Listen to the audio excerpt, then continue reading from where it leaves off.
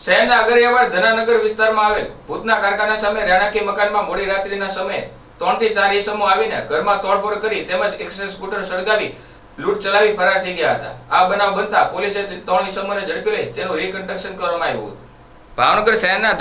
ભાવનગર શહેરના અગરિયાવાડ ધનાનગર શિવશક્તિ સોસાયટીમાં ભૂતના કારખાના સામે રહેતા ગૌતમભાઈના રહેણાંકી મકાનમાં 3 થી 4 ઈસમો આવીને મોડી રાત્રિના સમયે ઘરમાં તોડફોડ કરી 30,000ની લૂંટ ચલાવી એક્સેસ સ્કૂટર સળગાવી નાસી છૂટ્યા હતા।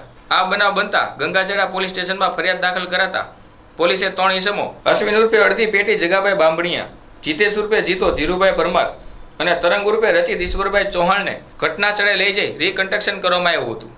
જ્યારે આ રીકન્સ્ટ્રક્શન દરમિયાન લોકોના ટોળા જોવા માટે ઉમટી પડ્યા હતા।